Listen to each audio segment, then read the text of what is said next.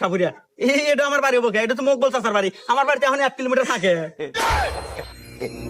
ওহো, ওই আমি 1 কিলোমিটার আগে থেকেই সাপের গন্ধ পাই। আয় তুই আমাবেন না।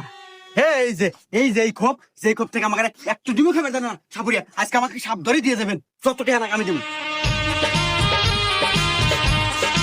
হ্যাঁ, আমি আগেই জানতাম এই জায়গায় বড় সাপ থাকে এবং নাগিন থাকে, সাথে সাপের 7 বংশ থাকে।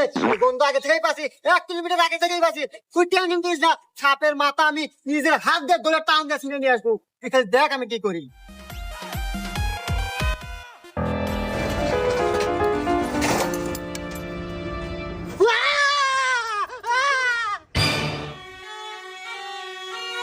আমার 14 গোষ্ঠী সাপুরিয়া।